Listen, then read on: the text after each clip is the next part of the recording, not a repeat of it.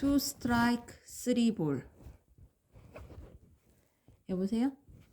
조성훈의 전화를 받은 것은 아내와 내가 완전히 갈라선 직후였다.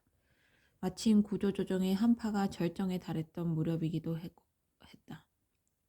해서 나는 아무 일도 없는 사람처럼 출근을 하고 여느 때보다 열심히 업무를 보고 오히려 각 결혼한 사람처럼 환한 표정으로 야근을 하곤 했다. 힘들지 않아? 과장이 물었다. 힘들긴요. 첼리스트의 연주를 듣는 된장 같은 표정을 지으며 나는 대답했다. 이미 내 이름이 명단에 올라 있다는 얘기가 공공연히 사내를 떠돌았고 나는 더욱 노력했다. 즉 걸려오는 전화 한 통에도 신경이 곤두서던 무렵이었다. 그리고 여보세요 였던 것이다. 전화를 건 것은 누군지 잘 몰랐으나 모를 뻔했으나 모를 리 없는 조성훈이었다. 묘한 기분이었다. 세월의 저편에서 건너온 하얀 연막 같은 것이 전화선을 따라 자꾸만 이편으로 건너오고 있었다. 마치 어릴 적 소도차의 하얀 연막 뒤를 무작정 따라 뛰던 심정으로 나는 친구의 목소리를 듣고 있었다. 심장에서 그 소독차의 낡은 엔진 소리가 들려왔다. 여긴 서울이야. 연막으로 자욱해진 사무실의 한복판에서 나는 비로소 친구가 돌아왔다는 사실을 현실적으로 느끼고 있었다. 그리고 너무나 현실적인 것은 초현실적이라는 사실을 비로소 알게 되었다. 눈부신 5월의 금요일 오후였고 창을 건너온 봄볕이 쓱쓱 내 등에 보치를 하듯 여러 가닥의 햇살을 피부 위에 짜서 문지르고 있었다. 봄볕이 한 폭의 훌륭한 초현실주의 그림을 완성할 때까지 나는 미동도 하지 않고 그 자리에 앉아 있었다. 어쨌건 당분간 폐를 좀 끼치고 싶은데 괜찮겠니? 그날도 퇴근이 늦었으므로 실제로 그를 만난 것은 한밤중이었다. 손님이 왔다는 경비실에 연락을 받고 인터폰에 벨이 울리고 그래서 문을 열자 일본으로 와 간다. 여러 가지와 사정은 돌아와서와 밝히마라는 6개의 대륙과 지구의 70%인 바다를 여행하고 돌아온 조성훈이 웃으며 서 있었다. 더 수척해진 모습이었고 옆머리가 귀를 가린 장발이었다. 우리는 잠시 그렇게 서 있었다. 빙하기에서 살아나는 2마리의 이구아노돈처럼 반가우면서도 어리둥절하게 그렇게. 들어와. 일단 나는 친구의 짐을 받아들였다. 큰 배낭 2개와 1개의 트렁크. 그리고 이건 뭐야? 놈이 내려놓은 것은 산미 슈퍼스타즈 스포츠카 막이었다. 잠시 어떤 물질을 쳐다보듯 아연시색하며 서 있는 나에게 놈이 말했다. 그건 조심해서 옮겨줘. 그것이 전부였다. 이상하게도 친구가 발을 들여놓던 그 순간 나는 반갑고 놀랍고 더없이 궁금해하면서도 귀찮았다. 결정적으로 새벽 1시였다. 아차 싶어 늦었구나. 얘기는 내일 하자고 말한 후 자버렸다. 그 다음 날부터는 서로 얼굴을 볼 순 없었다. 이유는 물론 바빠서였다. 친구를 위해 내가 한 일은 아내가 쓰던 키를 신발장 위에 올려둔 것이 고작이었다. 6월이 되면서 사무실의 기온이 급격히 내려갔다. 20% 감원, 30% 감원. 에어컨에 냉기를 타고 에어컨에 냉기를 타고 스산한 사람들의 마음속으로 수능의 눈발이 날려들었다. 몹시도 추웠고 몹시도 무서웠다. 살아남을 수 있는 동굴의 숫자는 날이 갈수록 줄어들었고 줄어드는 동굴의 숫자에 비해 다들 너무나 필사적으로 일을 했기 때문에 그것은 마치 빙하기를 맞이한 공룡의 집단을 지켜보는 기분이었다. 자본주의를 어떻게 생각하십니까? 입사 시험을 치를 때 면접관이 던진 질문이었다. 긍정적으로 생각합니다. 라고 나는 또렷하게 대답했다. 아닌 게 아니라 나는 자본주의를 사랑했다. 이유는 단순했다. 먹고 살기가 용이하기 때문이다. 가진 것 없어도 투자가 없이도 노력으로 먹고 살 수 있다는 것은 얼마나 근사한 일인가. 누구에게나 사는 건 마찬가지다. 재미없고 힘들다. 또 바보가 아니라면 세상을 더 이상 재미로 살 수 없다는 사실을 어린이 되면서 알게 된다. 자본주의를 비판하던 철부지들도, 물씬 풍조를 우려하던 몽상가들도 때가 되면 자신의 손으로 먹고 살아야 한다. 세상을 잘 살기 위해서는 긍정적인 사고방식과 좋은 습관, 그리고 사는 건 원래 힘들고 재미없다는 사실에 대한 빠른 인식이 필요하다. 그 세 가지만 제대로 갖춘다면 누구나 이 세계에서 먹고 살 수 있다는 고 나는 생각한다. 물론이다. 과장의 질타와 소문에도 불구하고 그래서 나는 결코 틀림이 없었다. 나에겐 그래도 인류대의 갑옷과 노력이라는 무기가 있었다. 나는 누구보다 열심히 일을 했다. 비록 높이 나는 새는 아니었지만 언제나 일찍 일어난 새였다고 나는 자부해왔다. 자, 일어나자. 마음이 약해질 때면 결혼 전의 신입 시절을 떠올렸다. 인천의 집에서 전철로 출근하던 또 전철을 타고 인천으로 돌아가던 그 매일매일의 러시아와 심도림역을 나는 생각했다. 삶은 단순하다. 삶은 절대로 복잡한 것이 아니다. 러시아워 때의 신도림역에 가보면 누구나 삶이 무엇인지 뼈저리게 알 수 있다. 가봐. 다시 돌아가기 싫지? 내 속에 나가 소리 질렀다. 자, 일어나자. 밖에 내가 푸시맨처럼 나를 떠미는 완력을 나는 느꼈다. 언제나 느끼곤 했다. 그의 6월은 그렇게 가고 있었다. 문이 막 닫히려는 신도림의 전철처럼 그렇게 급박하게, 그러나 정지한 것처럼 선명하게. 그러던 어느 날 1차 구조조정의 결과가 발표되었다. 하위직의 여사원들이 주 대상이었고 해당자들은 메일로 퇴출 사실을 통보받았다. 등 뒤에 어딘가에서 뜨거운 오열이 터져나왔다. 나는 뒤돌아보지 않았다. 평소보다 큰 소리로 에어컨이 돌고 있었다. 아내 변호사에게서 전화가 왔다. 아파트를 매물로 내놓았냐는 확인 전화였다. 내놨다. 고 말한 후 부동산의 연락처를 알려주었다. 죽어도 팔리지 않는 부동산처럼 답답한 날들이 나를 짓눌러 왔다. 복지부동이다. 우리의 삶은 과연 동산일까 부동산일까? 뭘 하는데 그렇게 바쁘냐? 하루는 조성훈과 마주쳤다. 너무 피곤했기 때문에 나는 손을 내저었다. 사실 뭘 하는지도 알 수 없었다.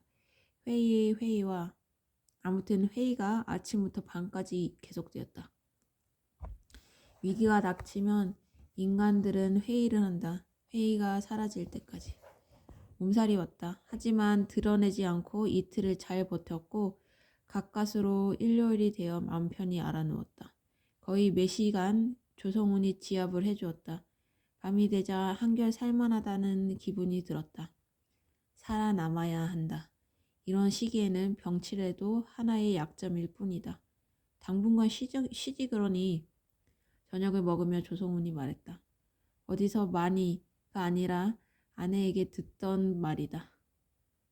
농담할 기분이 아니었기 때문에 나는 웃기만 했다. 아내와는 달리 놈은 혀를 끌끌 차며 어쩌다 프로따이가 된 거지? 라는 이상한 말을 덧붙였다.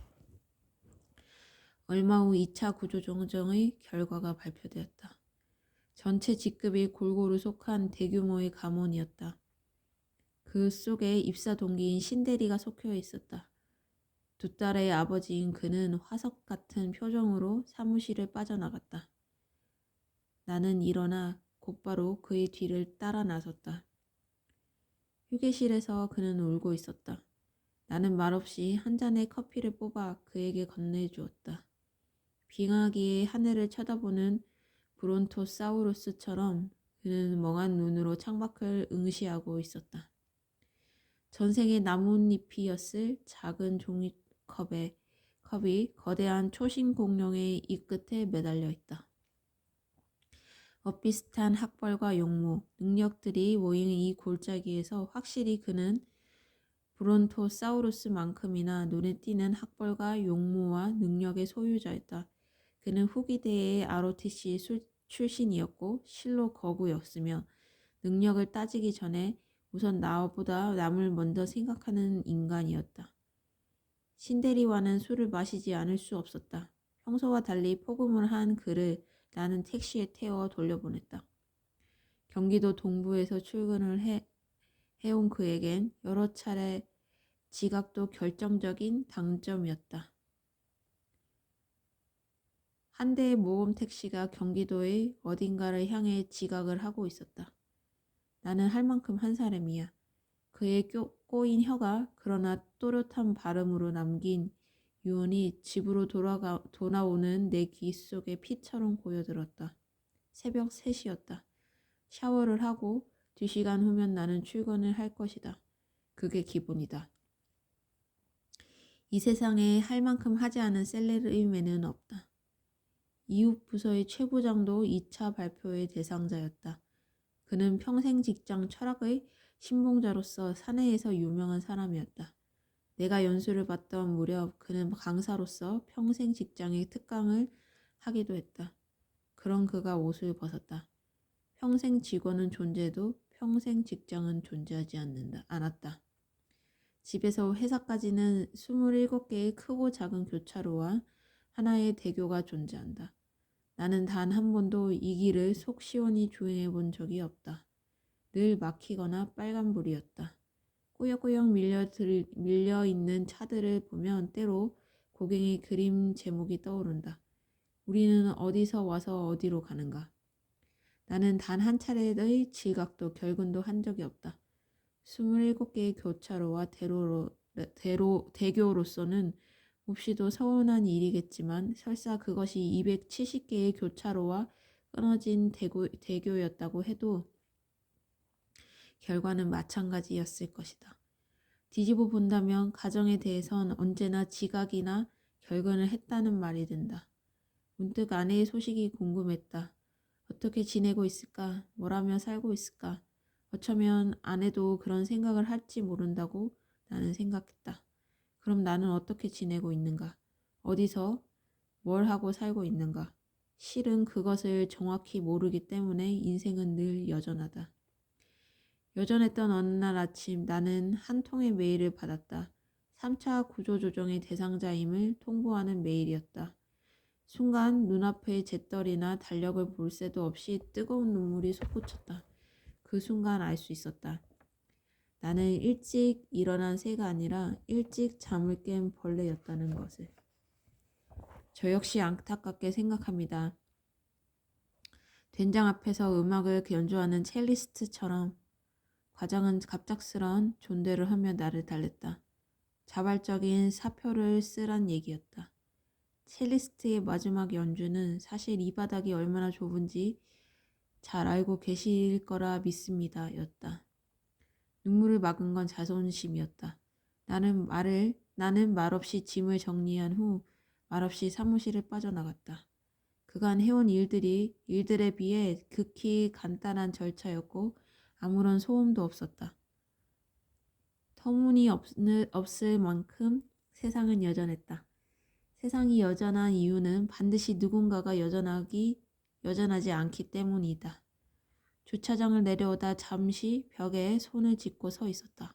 갑자기 머리가 어지러워서였다. 손바닥을 통해 차고 서늘하고 완강한 콘크리트의 기운이 전해져 왔다.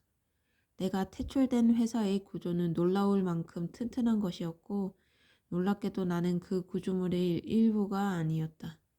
집은 비어 있었다. 넥타이를 맨 채 나는 그대로 쓰러졌고 결국 베개에 얼굴을 묻고서야 울음을 터뜨렸다. 갑자기 아내의 얼굴이 떠올랐다. 나는 가정을 버리고도 회사에서 살아남지 못했다. 빙산에 갇힌 공룡처럼 나는 깊고 깊은 잠속으로 빠져들었다. 얼마나 잔 걸까? 눈을 떴을 때는 한밤중이었다. 목이 마르고 배가 고파왔다. 그리고 외로웠다. 부엌으로 가서 냉장고를 열었다. 냉장고의 품속에는 물과 조성훈이 사다 놓았을 2개의 치즈버거가 있었다. 치즈버거를 데우면서 나는 문득 아내의 목소리가 듣고 싶었다.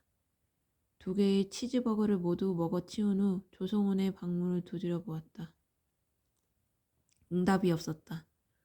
자는 건가? 살짝 문을 열어보니 친구는 보이지 않았다. 어디에 간 걸까? 나는 더욱 외로워졌다.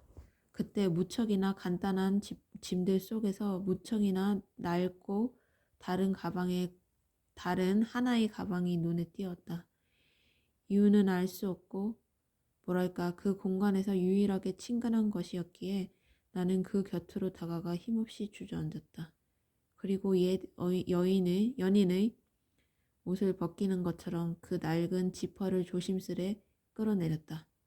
그 속에는 산미 슈퍼스타즈의 모든 것들이 고스란히 보관되어 있었다.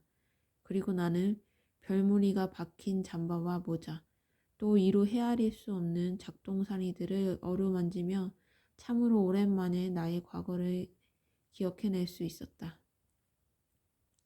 왜 그동안 한 번도 과거를 기억하지 않았을까? 잘 모르겠다. 나는 너무 바빴다. 언제나 해야 할 일이 너무 많았다. 그랬다. 생각하면 나에게도 왕년이 있었다.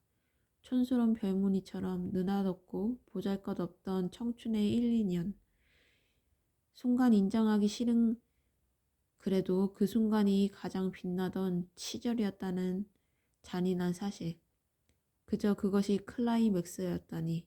우리 삶은 얼마나 시시한 것인가. 그 적막하고 쓸쓸한 방 안에서 나는 처음으로 내가 변했다는 사실을 알게 되었다. 그것도 엄청난 각도로 휘어진 슬라이더 볼이 자신의 출발점을 뒤돌아보는 느낌이었고 자신을 놓아준 투수의 그 공이 그 공허한 빈손을 쳐다보는 느낌이었다. 그것은 한없이 멀고 가득했다.